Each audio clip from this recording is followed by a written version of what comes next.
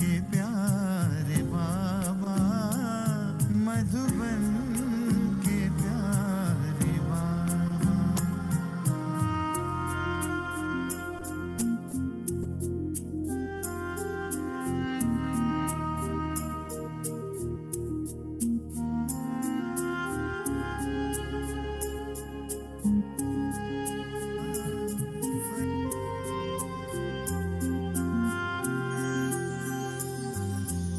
मधुबन हो या वतन में, तुम्हें संग ले लिए हैं। मधुबन हो या वतन में, तुम्हें संग ले लिए हैं। रंग में तुम्हारे बाबा, हम खुद को रंग लिए हैं। तो भी नयन निहारे,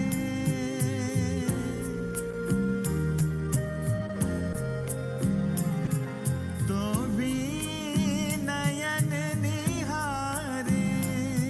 अपलक तुम्हारे रस्ते, अपलक तुम्हारे रस्ते।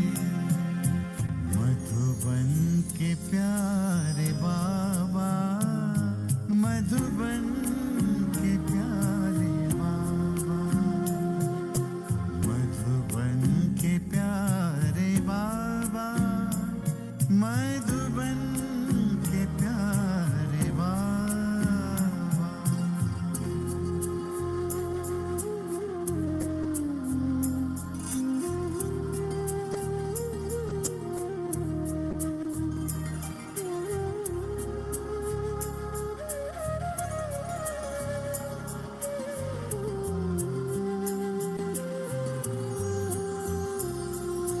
कहते हैं फर्शवासी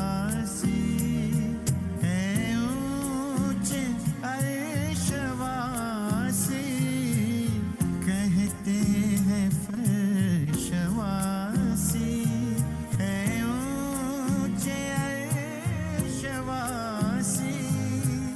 संग ले चलो हमें भी, बने हम वतन निवासी। प्यारे वही नजारे,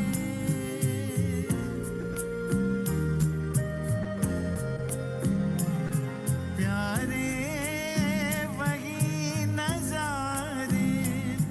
दिखते हैं सिर्फ तुमसे, दिखते हैं बाबा तुमसे। मधुबन के प्यारे बाबा, मधुबन के प्यारे बाबा, मधुबन के प्यारे बाबा, मधुबन के प्यारे।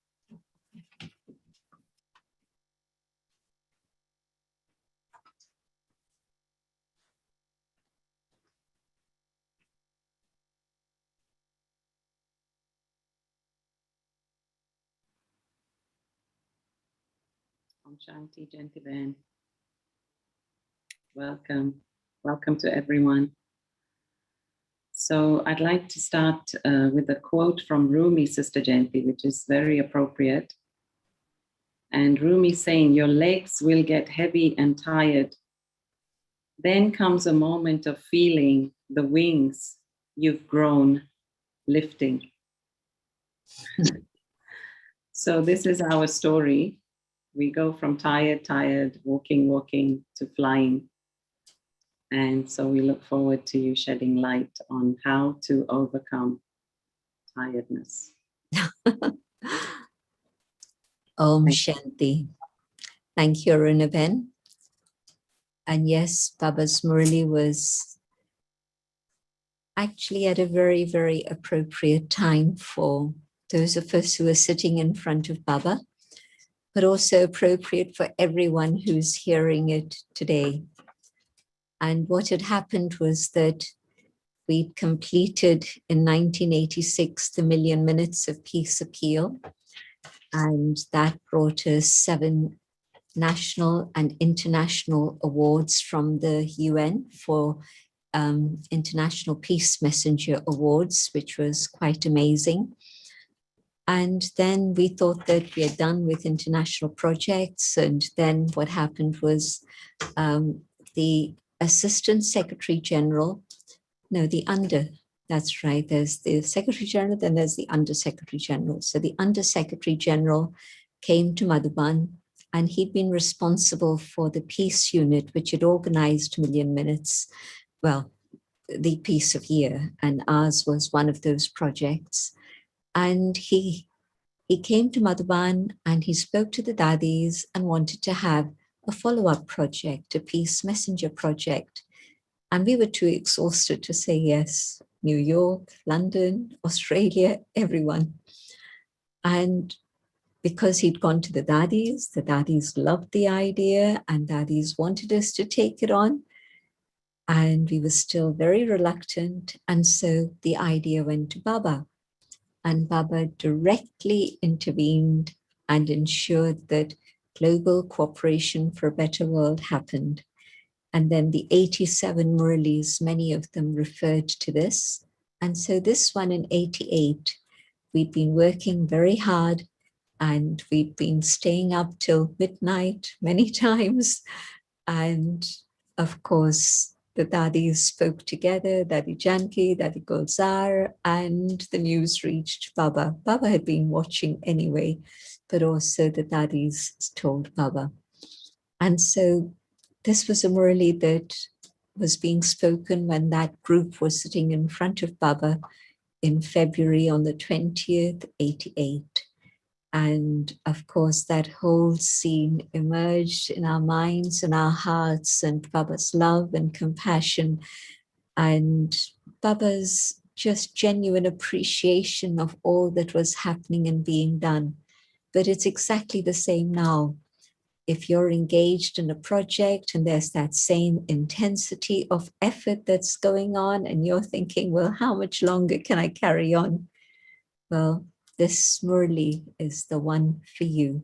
And I'm sure that applies to many, many, many who are online at this moment.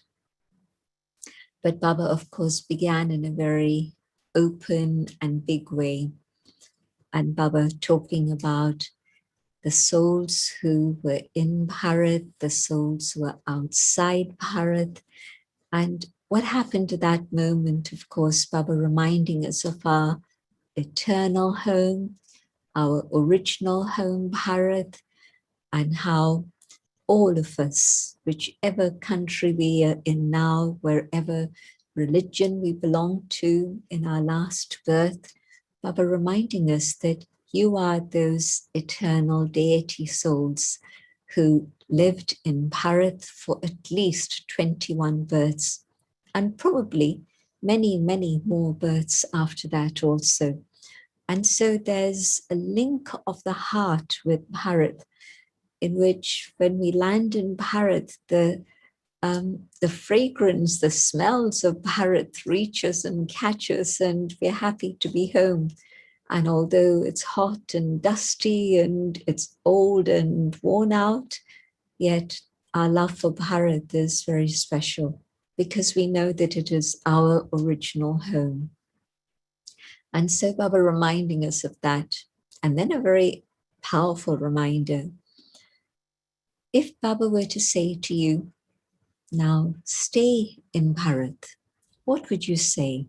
You'd say, wonderful. This is the chance I've been waiting for.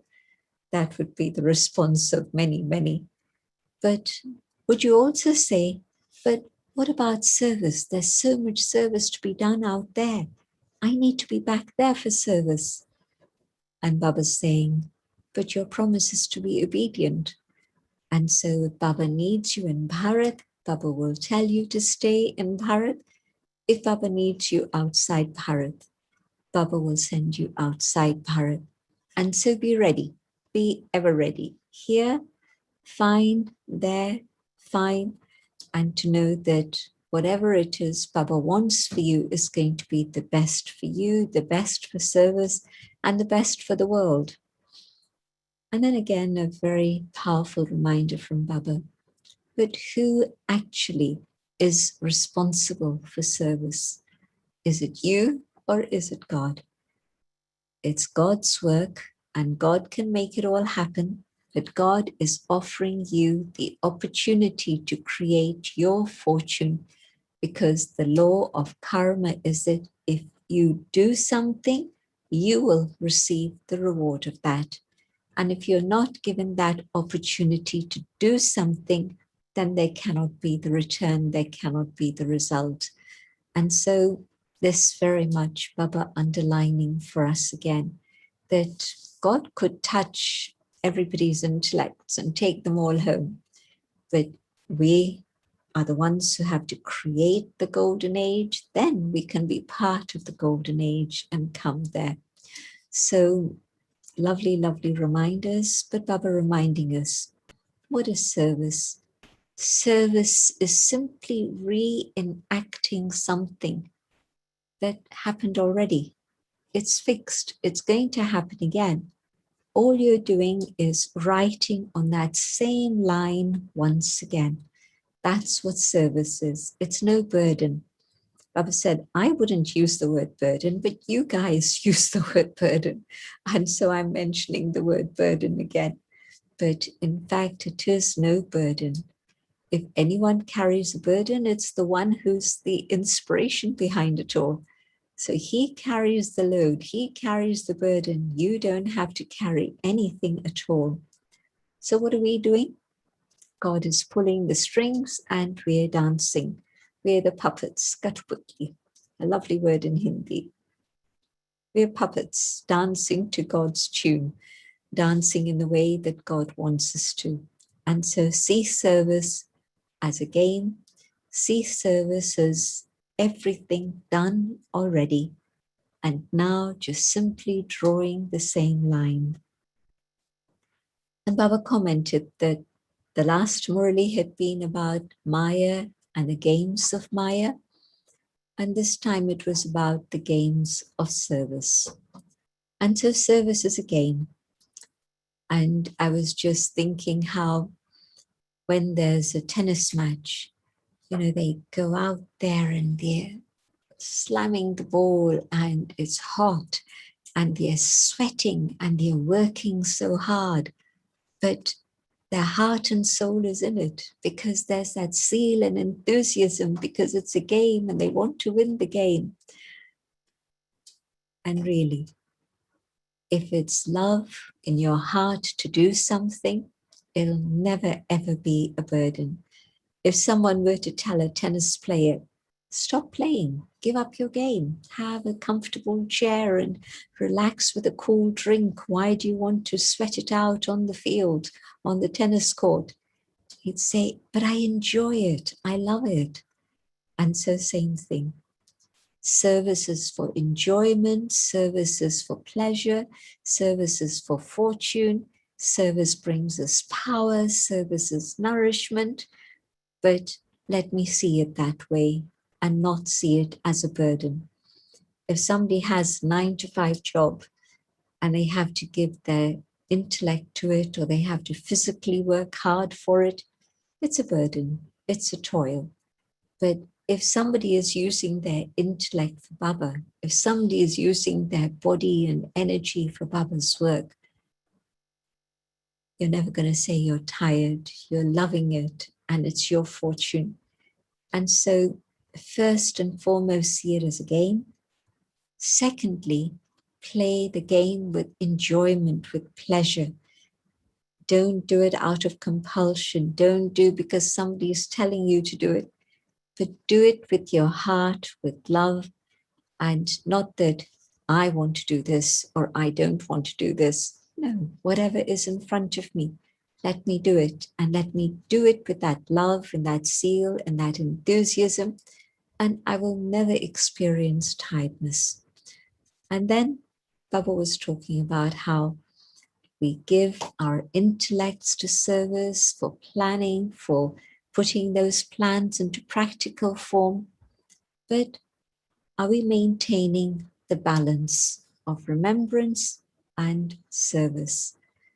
Because that is what is going to bring us blessings. And not just blessings, but also in a very practical way. Baba was explaining how if you don't go to bed at the right time, and as I said, we were having very late nights in those days. So Baba said, instead of going to bed at 12, well, put about an hour earlier. Go to bed at 11. And that extra hour of rest is going to make you fresh for Amrit Vela. And at Amrit Vela, you're able to take all the power that God wants to give you. And that power will help you through the whole day, the next day. If you're pushing your body, and even though you may wake up for Amrit Vela, you're not going to be very fresh for it. You're going to be very sleepy. And so the body is going to take what it needs. So next day, that tiredness of the intellect is going to make you toil. And so that tiredness means that any work that you could do within half an hour, you're taking an hour to do it. And if the intellect is fresh, then 2 hours work can be done very fast, or 1 hour's, you can do 2 hours work in 1 hour. And that's also everybody's practical experience. You know that that is true. And so not to be lazy, not to oversleep, but definitely to understand what the body needs and give the body whatever it is that is needed, so that then next day you're going to be able to have Amrit Vela and take that freshness from Baba and do everything with that freshness. And so a fresh intellect means that your workload is cut by half. A heavy head, and probably you'll make mistakes, but also it's going to take a deal longer. And even within meetings, if you're conducting a meeting or you're part of a meeting, making plans, again, freshness in your intellect and you get through the agenda quickly. Your intellect heavy and the whole meeting is going to drag on for double the amount of time, and it's not going to be as successful. But if you have the blessings of the balance of remembrance and also service, then everything's going to be very, very successful and beautiful. And so Baba also gave us a little yukti. Every couple of hours, or even every hour, just make that link, have that link, and also then experience that power that comes to you. And so in 1977, I remember that Dadi Prakash Mani had, because Baba had been saying stop from time to time and have yoga. And so it was in 1977 that Dadi Prakash Mani initiated the traffic control system in Madhuban. And when she came abroad to London, she said, well, have traffic control here. And I said to her, I thought that was for Madhuban. She said, no, it's for everyone, everywhere. And so we started traffic control. And that was every 2 hours. But if you go to Madhuban now and in the last several years, you'll notice that there's every hour, on the hour, just a very short piece of music played. And that's traffic control. So it became every hour just some years ago. But Baba had mentioned stop every hour or every 2 hours and let your intellect become fresh. And Baba said something very, very lovely. He said, Baba wants to massage you, but there's a condition. How can Baba massage you when you're tired? Come to the Father's land, come to the alokik world, the subtle region, and Baba will be able to massage you there. You stay down here and say, I'm tired, but I don't have time to go up. Baba's going to say, well, what can I do? But come up above and Baba will massage you in an alaukic way, but in a way that makes you feel very, very refreshed. So, lovely message from Baba there. But also Baba said, if you're pushing yourself with tiredness, what happens then? Probably there'll be irritability.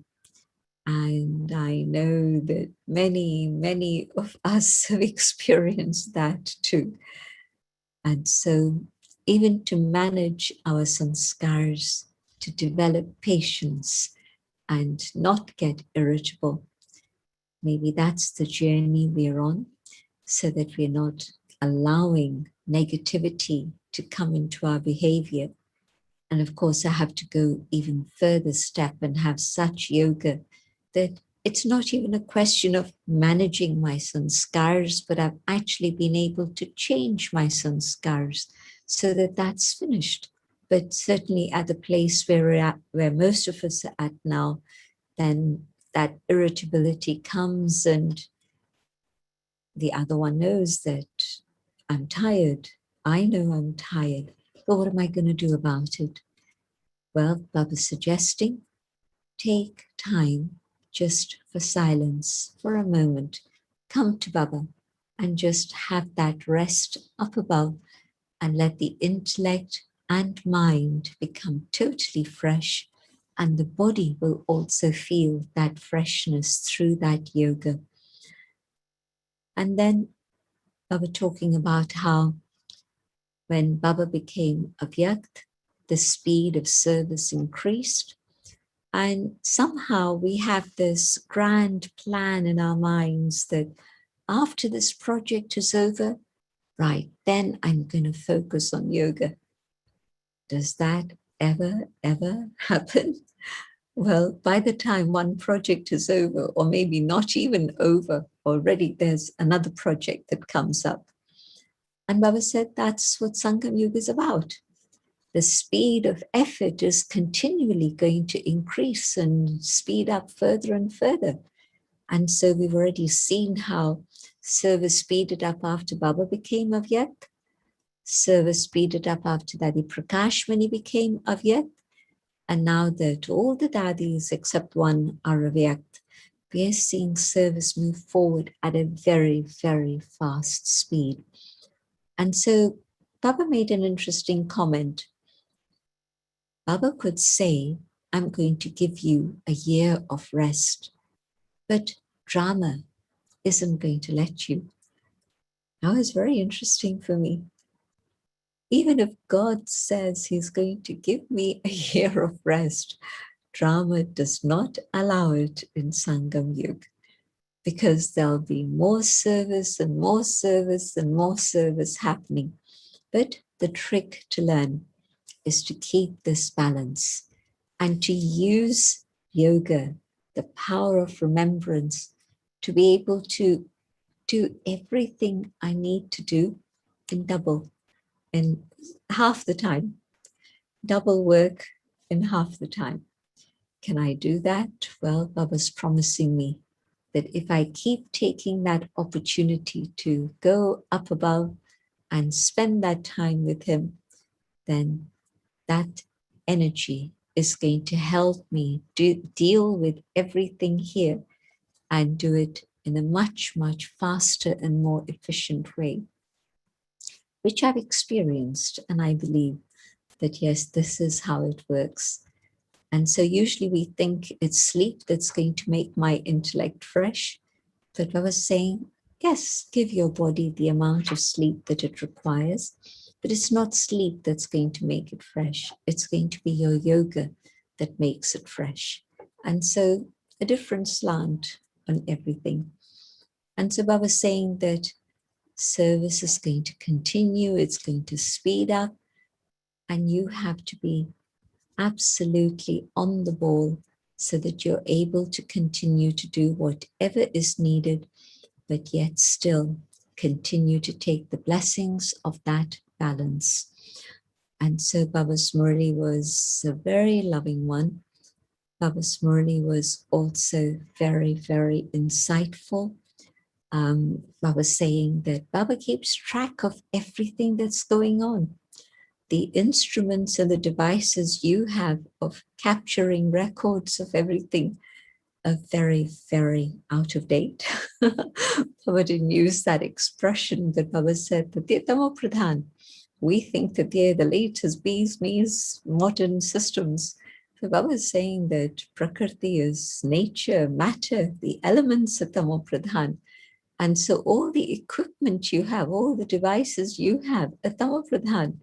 And so, they fall out of repair, they go bust, they don't work as they should work. And Baba's equipment is absolutely up to date because it's not using the energy of electricity here. It's using the energy of light. It's the world of light. And there's no matter as there is here. And so everything is light anyway. And so the energy of light is recording everything that needs to be recorded. And in particular, our record of remembrance. To what extent am I in God's remembrance? Because ultimately, this is what determines my future.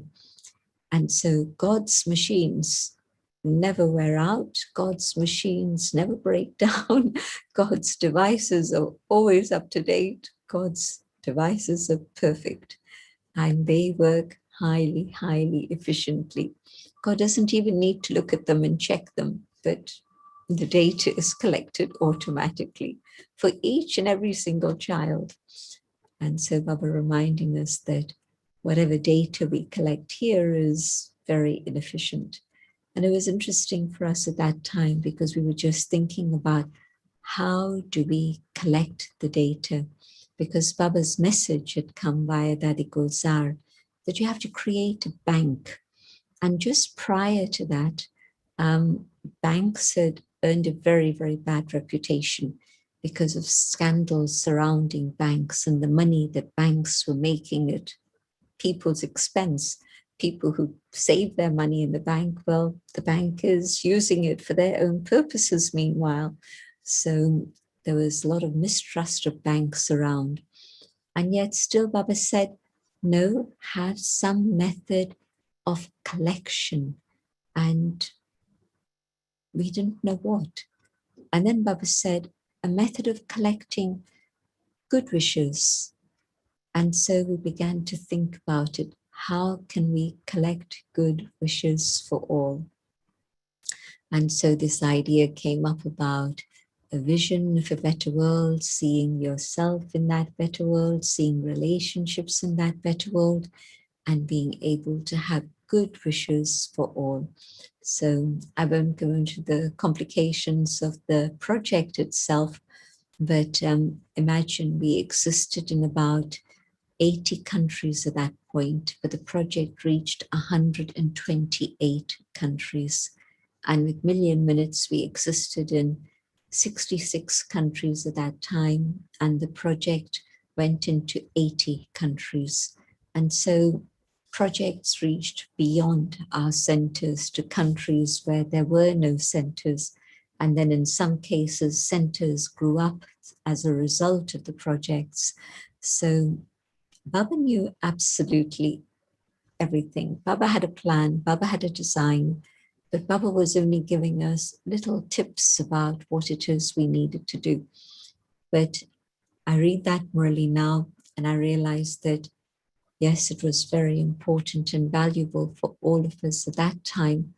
But the love that Baba's filled within that Murli and his appreciation for the double foreign children especially, Baba said, I've come to have a heart-to-heart conversation, this time especially for the double foreign children. And so all of us outside Bharat, and I know there are people in Bharat listening also, but Baba loves the people of Bharat a huge amount. There's no question about that. But Baba especially sharing his love and his vision focused on the plans of the children abroad, the things that we're doing, the programs that we're having. Baba mentioned all of that. Baba's looking at your plans, Baba's looking at your programs, Baba's looking, but most of all, at your chart of remembrance. Because Baba knows that programs will come and go, but the power of yoga that we accumulate is what is going to stay with us. And that stage that I need to have to be able to manage the speed of service at this moment. What is my stage? That is the most important thing of all at this moment. And so let me create that stage and let me work with that stage now. So summary of a very, very lovely Murli, and probably a Murli that you can keep as a reference, because anytime you feel tired, Baba said, tired in the body, tired in the brain, tired in your stage, well, this is the Murli. And Baba's point that why is it that we don't have powerful yoga? It's because we don't keep up the link through the day. And so again, that signal for traffic control. And so if I keep up that link through the day, because it's much easier to connect again if by chance the link has been, it's never totally forgotten. Somewhere it's there in the back of your mind. Baba said that it's not totally forgotten, but it isn't that clear awareness, that's for sure. And so at least every hour, the reminder. And if you're not in a center, if you're not in a situation in which you can have music suddenly playing or your computer give you a signal, well, just the simple method of having water. Create a system in which you have water regularly. And so every hour on the hour, have a glass of water, create that system, and that'll be your traffic control. It'll be the signal that, yes, this is the time I can give to Baba. And recreate that link so that then when it's time for proper yoga, the link is already there and you're able to have a powerful stage in which Baba is really able to inject you. But Baba was also talking about vitamin A, B, and C all coming to you just simply through yoga. When somebody is physically weak, the doctor will tell him, okay, take this medicine every 2 hours and it'll give you that energy, it'll build you up, it'll boost you. So how to boost the soul? Again and again, not just every hour, but try to keep that link. And definitely, at the end of the day, powerful yoga in which you can really feel Baba filling you with all his love and light. So let me stop here, and I know that there's other things to do now. Om Shanti. Thank you, Jayanti. Beautiful as always. I think, gentlemen, if we could maybe just spend 10 minutes or so on the Murli, and then we can go to Didi, if that's okay. Sure. And actually, when you were talking about tennis, gentlemen, I don't know if you know Roger Federer, but he's like he was number one for many, many years. And he won 20 Grand Slams, and he's got a fortune of like $500 million. When he plays tennis, he just enjoys it so much, and everybody enjoys seeing him. And so this is reminding me of what you're saying, that when we really just do what we love to do, then it's a joy for us and it's a joy for others to see as well. Gentlemen, could we maybe just take a moment to focus on this aspect, because it is something I think we all struggle with, and that is the balance of yoga and service. And yeah, I know Baba tells us, and this is a lovely Murli, but I think there's something to do with personal responsibility. Like, I think for me, I have to really tell myself that I have to fit in the yoga. It's not just that's something that Baba's telling me to do, but it's something I have to do. So do you want to just elaborate on that a little bit about personal responsibility in terms of the balance, and not just as a, discipline, a routine? Absolutely true. If it's just something that, well, Baba's told me I have to do this, then it's still that have to that comes in. But when I experience that I want to spend time with Baba and I want to experience Baba's love, then there's a very, very different attitude. And yes, I can feel Baba's love around me. Karan Karavanhar is making me move and all of that. But the time to actually experience Baba's love is when I'm sitting down and having yoga. Without that, there isn't that experience of Baba's love. And so really why Baba uses this expression of lover and beloved so often in the Murli. A son might not necessarily want to run and meet his father. Yes, if it's after a long time, definitely. But if it's every day, the child is quite casual. Yes, my father's at home. I'll go home and I'll meet my father. But if it's a lover wanting to meet the beloved, then you're counting the minutes to the moment that you can meet the beloved. And so in this case, the pull of love, the magnetism of love, and if I feel that I want to experience Baba's love, it's very different to the feeling of I have to X, Y, Z.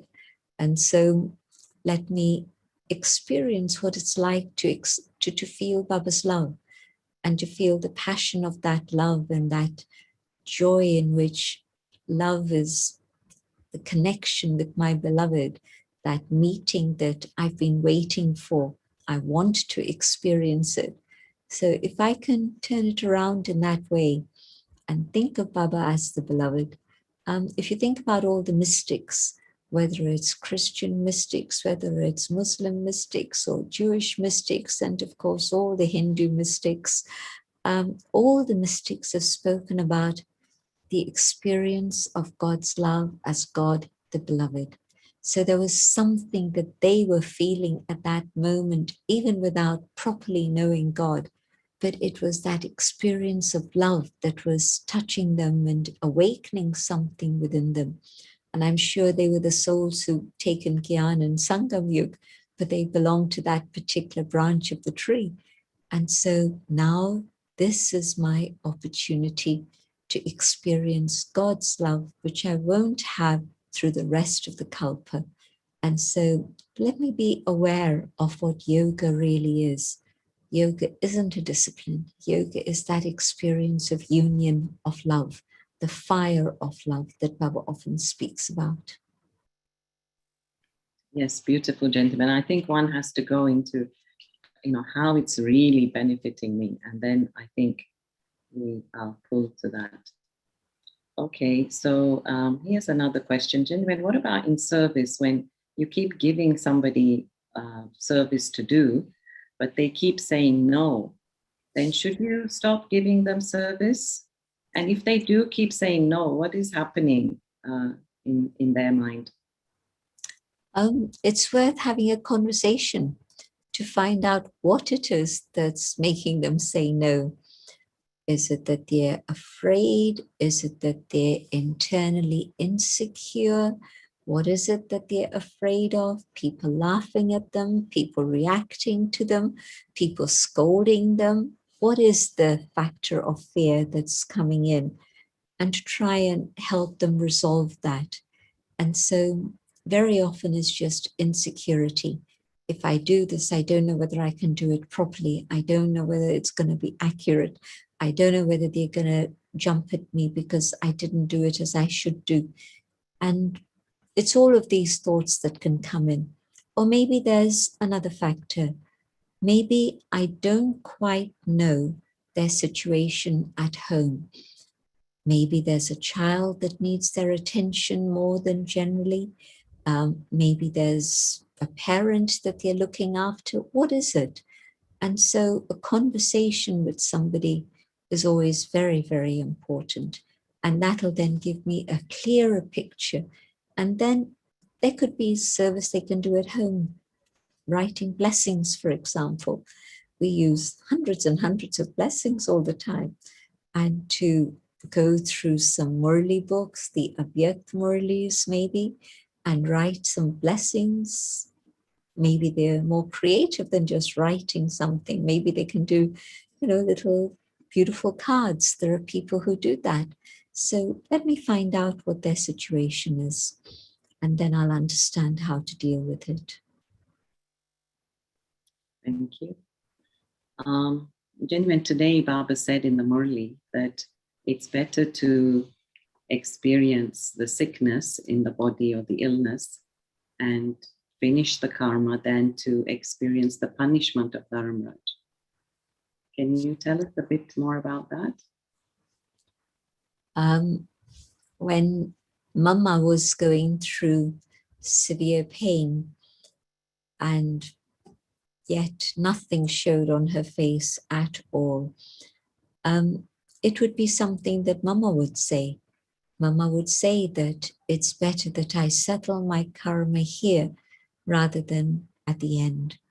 And so Mama faced all of that, not with pleasure, but certainly with equanimity and dignity. And so that's how she became karmatit.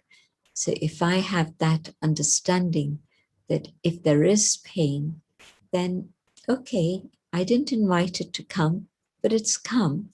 And so let me not blame and complain about it, because so often we think, oh, this has come, why me? I wish I hadn't gone to this place. I wouldn't have got sick if I hadn't gone here. All sorts of things like that can come into the mind. But if I was saying, it's come, okay, now be calm and deal with it and understand the deeper significance that it's a settlement, and the more that I can settle things now, the better it is, rather than wait till the final moments. Right, and somebody's asking about the slogan from the Avyakt Murli. If you can clarify that. Become one who has mercy for everyone, and the ego of I and any doubts will finish. If truly I have mercy for others, then aham, Baba used this word, aham, the ego that comes in, the I that comes in, well, both things don't go together. It's either compassion or it's the ego. And so let me develop that side of compassion. It's there within me. There is that love, there is that mercy, but let me be able to emerge it and express it. And the ego will continue to be reduced. But also, sometimes we translate Vahem as doubts, but you can also translate Vahem as my imagination. It's my imagination. It's not really that something is happening. Vahem is what's stuck in my head. There's some doubt that's there. And so it's springing from doubt. But now you're saying something and I'm interpreting it completely in the wrong way because of the doubt and the imagination, my imagination working over time. Well, can I change that attitude and just develop more and more compassion? Because just like God has compassion, in the same way, if I want to follow in Baba's footsteps, let me be able to have the same. And so doubting what people are saying, making my imagination work over time is such a waste of my energy. It's really not useful at all. If there's something I'm not liking, let me have compassion so that then I can help another deal with it, but certainly not have that imagination and doubts in my head. So definitely that's something that doesn't work. It's going to hold me back. My ego is going to trip me up. And the doubts I have in others, the false imagination that's at work here, again, it's going to be a bondage for me. It's going to be a hurdle for me. So I need to see how to navigate my way through all the traps of Maya and the illusions of Maya so that I can reach my destination. So Baba's Murlis, and whether it's a slogan or the blessing or the Murli, the body of the Murli, Baba's making us very, very aware of all the different forms of Maya that can come in. You know, how often have you imagined that somebody doesn't like you? But it's because you have doubts in them. And so your imagination is now saying that they don't like you. And you sit down and you actually have a heart-to-heart with them. And you realize that it was my imagination. And because I doubted that individual, I let the imagination take over. But it actually was okay. It wasn't such a problem. And just talking it through, we were able to deal with it. I think we forget that we need to communicate. You know, I can't read what's going on in your mind. And Papa doesn't want me to read what's going on in your mind. It's protection for you and for me. But we can talk together. Instead of even sending text messages of a few sentences or one sentence, can I lift the phone and have a conversation on the phone? Or better still, in some cases, COVID is now whatever it is, but there's a release from lockdown. So we can sit and have a cup of tea, a cup of coffee together and talk things through. So let me do that. Yeah, I think what I heard you say, Jedwin, is replace mercy with humility. And right? Actually, you're cutting quite a bit today. I don't know if it's your end or our end, but or if it's for everyone. But okay. So one last general knowledge, and then I'd like to move on to Didi. And very briefly, if you can answer this, gentlemen, when souls willingly leave their body, like the monks, sannyasis, they willingly leave their body, is that an act of suicide? I think that when it's the context of the sannyasi and they feel that they've reached the end of their endeavor of this birth, then they leave their body willingly. And it's not such an easy thing to do. You can't just say, I'm going to leave and do it without violence. I mean, violence is, of course, then that's suicide. But you're not talking about that. You're talking about where there's a thought and they're able to leave. Well, just imagine how much tapasya they must have done to be able to actually have the thought and then quietly, gently, peacefully fly away. It's a huge amount of effort that's been a preparation so that then they're able to get to that point where they feel that they've done as much as is possible in this birth, and now they want to move on. So it's actually a very, very elevated stage, and it's not suicide. It's a recognition that you can leave this body and take on another one and continue your journey in a different way, on a different level. And of course, some of them have thought that by leaving the body, they're going to merge into the element of light. And that doesn't happen. But the effort that they've put in to be able to come to that state of spiritual power so that they can leave at will is quite amazing. Yeah, thank you, gentlemen. So we move on to Didi Mohini now. And Didi was very special, is very special. And gentlemen, I had met her when I was 7, 8 years old, when Manju Ben took us as a family, and my auntie, my uncle, everyone, we went. And she's the one who gave me my silver ring. And then she was giving us presents, and then I was being picky and choosy, like all the spoiled kids are. So I took something and I didn't want it. I wanted to change it. But anyway, as always, they were always sweet. Didi was very sweet. And Didi, Baba said to Didi once that, because Baba would take Didi around the campus holding her finger. So Baba said to Didi that now you are holding Baba's hand or Baba's finger, and in Satyug, you will be holding Krishna's finger. or Krishna will be holding your finger. You're holding Baba's finger now in Satyug.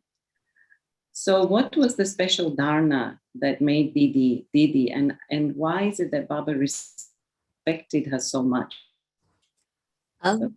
Didi was the very, very first one to recognize Shiv Baba, Brahma Baba. She wasn't just the first gopi, but she was the first individual. And Gopi, of course, that was her Lokik name, but she was truly that gopi who was absolutely intoxicated and lost in love. And we never ever saw Didi lose her zeal and enthusiasm at any moment at all. And she went through many illnesses also. But Didi's love and faith were absolutely incomparable. And so a very, very special soul. And in Lokik terms, she was the head of her family, in the sense that she wasn't so old at that time, but they all respected her clarity, her wisdom, her insight. Somehow she always had that, even before coming to Baba. And so there was a lot of respect for her in her Lokik family also. And so her Lokik family was, today you would call them multimillionaires. And that family still is in that bracket. All the members of that family are in that category. And so in those days, then to suddenly renounce everything completely and just come to Baba, that was quite something. And of course, then her mother was inspired to come. Her younger sister was inspired to come. And then her father's brother's children, again, Bridge Shanta Dadi, she was inspired to come, and her mother was inspired to come. Her sister was inspired to come. So 6 members of one very prominent family all surrendered. Can you imagine what would happen if something similar happened even today? Even today? And so at that time, it was wildfire that spread all over Sindh. And Didi absolutely committed to Baba, totally, totally surrendered to Baba. She left behind everything without a single thought. And so the quality of her surrender was amazing. The quality of her love and loyalty and commitment was amazing. So Didi was a very, very special soul. And gentlemen, there's her slogan, "Ab ghar jana hai," which is now we have to go home. But I think there's a story behind that. That happened right to the very end. Didi left in 83, and in 82 she came on tour in the West. 81 she was on tour in the East, but 82 she came to the West, and she came to New York first. And as soon as she landed in New York, she came to meet the class. Now she's had a 21 hour journey. She hadn't stopped anywhere. So it was literally a very, very long journey in those days. And she came to the center and she said, yes, she will meet everybody. It was evening time and the whole class was there. And Didi began to speak and she began to use this phrase, it's time to go home. It's time to go home. And for that whole year, she was repeating this phrase, it's time to go home. It's time to go home. And we just began to associate this phrase of Didi with Didi, that this is Didi's mantra now. And we didn't realize, I didn't realize at that time, that Didi was actually getting a premonition, and Didi was preparing herself for her final period. And of course, then when it was the opening of Om Shanti Bhavan in 83, in February, Didi was around to see that, so that was beautiful. And then around June, July, Didi phoned me. I was back in London at that time. And Didi said to me, I'm in Bombay. And I thought, wonderful. And I was very happy that Didi had called. We just had landline phones at that time. I was in Baba Bhavan. And so she'd called and said, I'm in Bombay, and guess who's with me? Dadi Janki's with me, and we're both here for treatment. But let's see what happens. I have to return to Madhuban in a week's time. Dadi Janki might take a bit longer. Let's see. So she was very jovial, very light, very easy. And then when they started to check, she'd had a little bit of a problem with headaches and things. And they thought it might be a cataract or something, but it wasn't. It was far more serious. It was a tumor. And then, as it happened, Didi flew away. And of course, the story there was that Didi was in a coma for about 20 days. And everybody wondered why, how, what's going to happen? Is she going to come out of this? And Dadi Janki would phone me and say, when I look at Didi's face, she was in ICU. They weren't allowed to go in. She said, when we look at her face is so peaceful. Her face is so radiant. One thing I can say, she's not suffering. If there's any type of suffering, it would be visible on her face, but she's not in any type of suffering at all. And so everybody was quite hopeful that she'd come out of the coma, but then she flew away. And when Bhog was offered later, then it was Dadi Gulzar who'd offered the Bhog and brought back the message. Then the explanation was given by Baba, which was a very lovely explanation, that in October 68, when Baba had sent me with Didi to go on tour, that was the last time she saw Baba.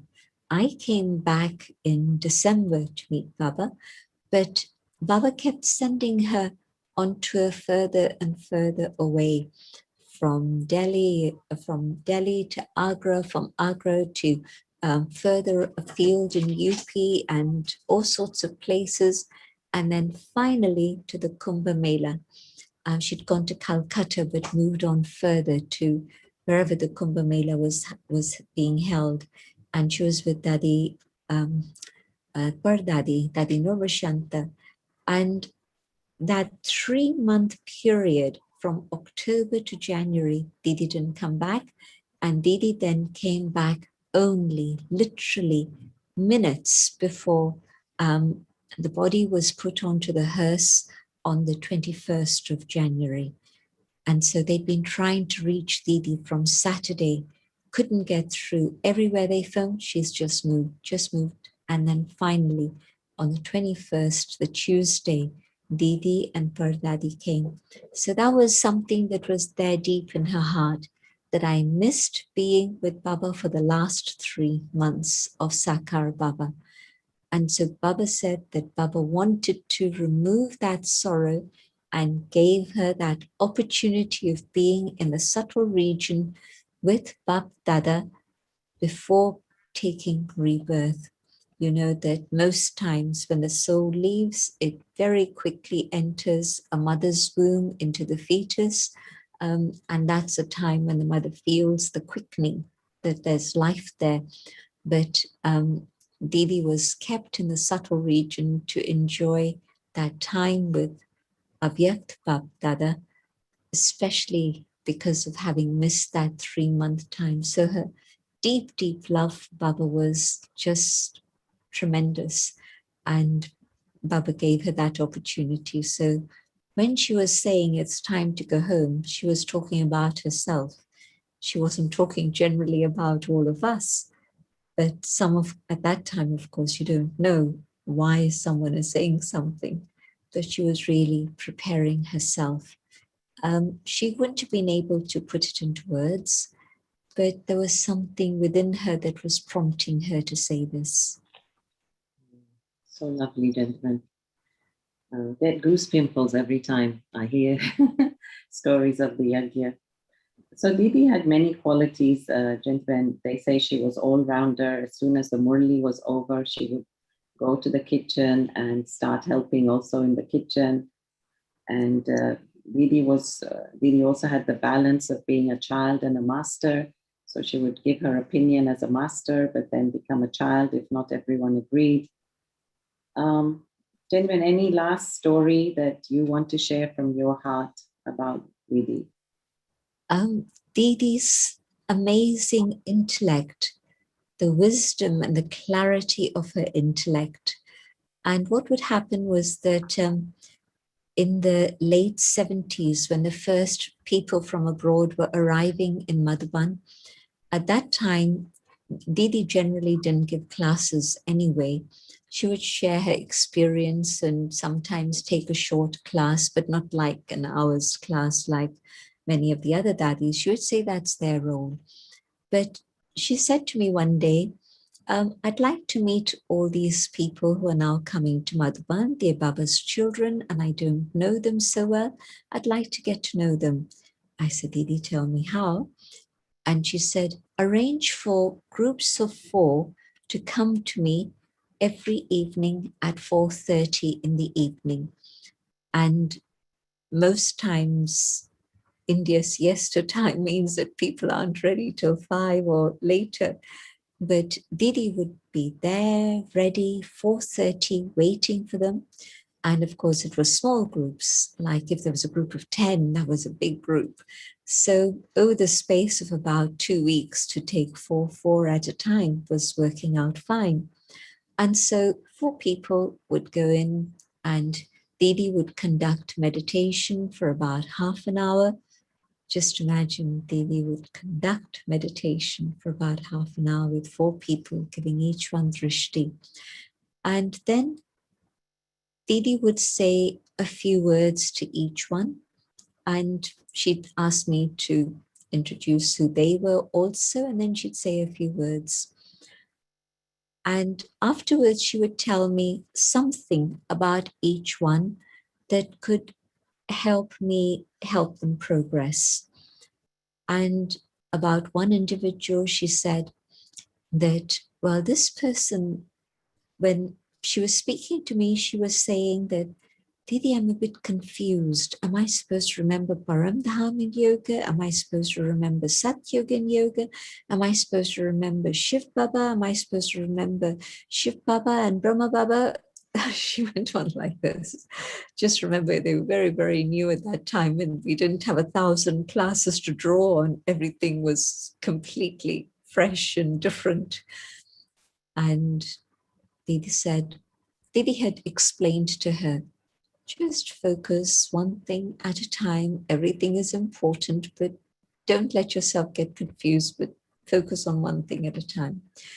And so Didi told me that the way you can help her is to just make sure that she doesn't get confused because she's jumbling up everything very quickly. And so whenever she does that, tell her to sit down calmly and help her understand step by step what it is that needs to happen. And then there was another person, and that person was saying that Didi had asked about yoga, and usually her questions were about yoga. And Didi had said, where is your yoga more powerful? Is it here or is it at home? And this person said, I'm able to have yoga everywhere. And Didi smiled and said, fine, yes, it's good to have yoga everywhere. But when you're in a place like Madhuban, you should also be able to experience the extra vibrations that Baba wants you to take away from here so that you fill yourself with that and you take that away.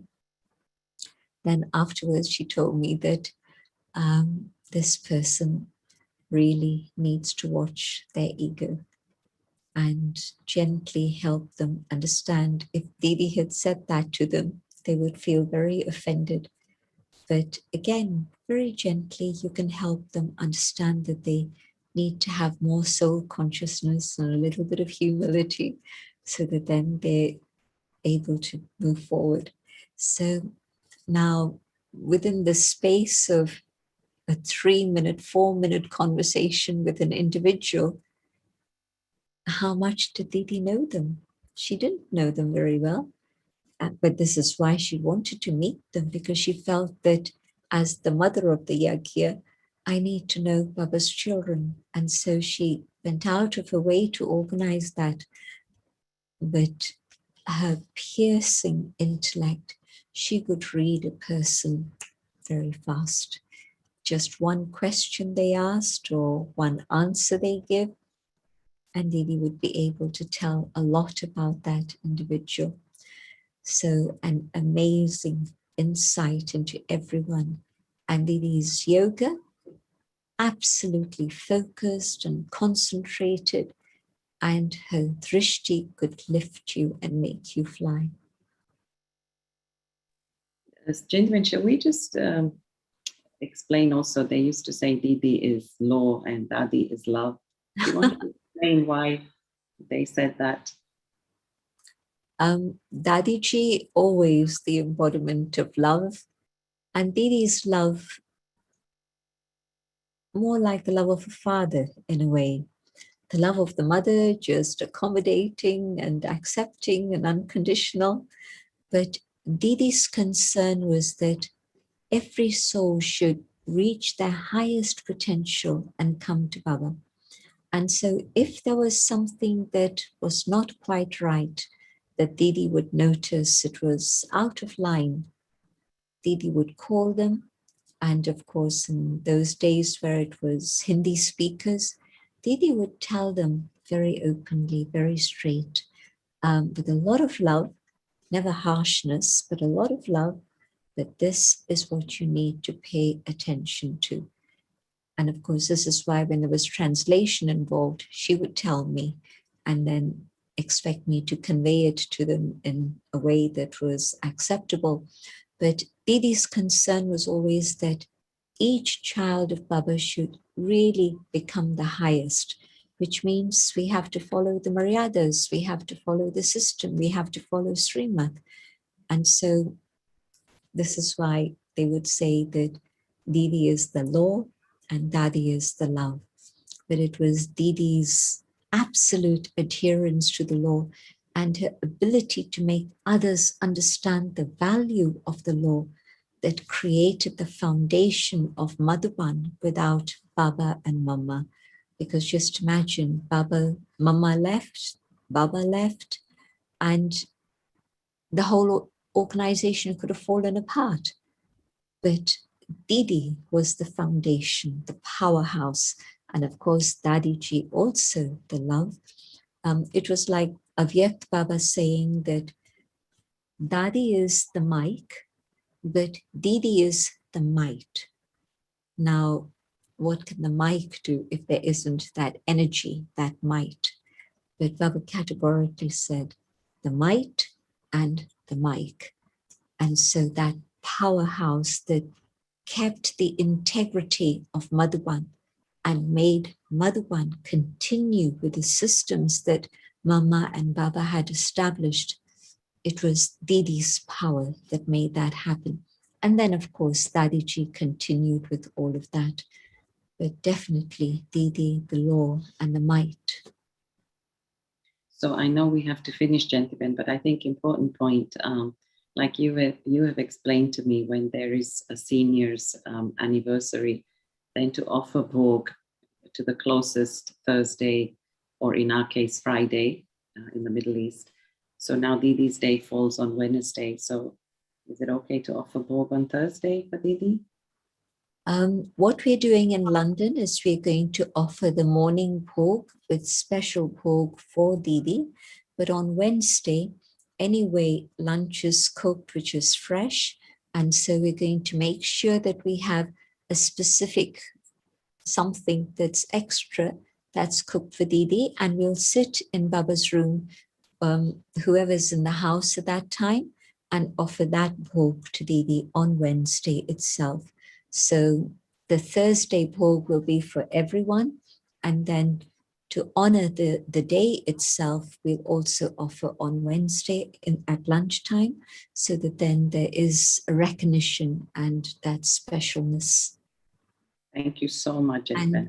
And also on Wednesday, we're going to be sharing stories about Didi, but also then sharing Toli with everyone. Great, Jennifer. Thank you so much. Lovely as always.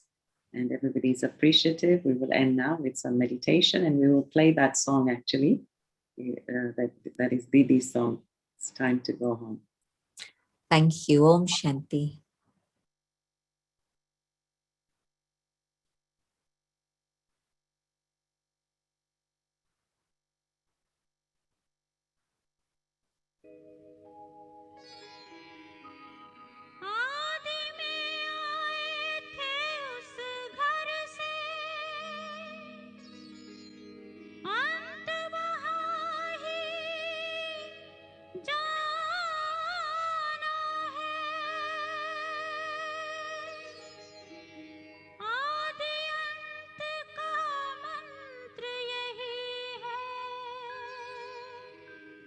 सबको यही सुनाना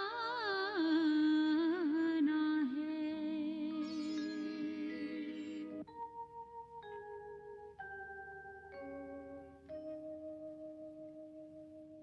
अब घर जाना है कि अब घर जाना है, अब घर जाना है कि अब घर जाना है। आदि अंत का मंत्र यही है, सबको यही सुनाना है। अब घर जाना है कि अब घर जाना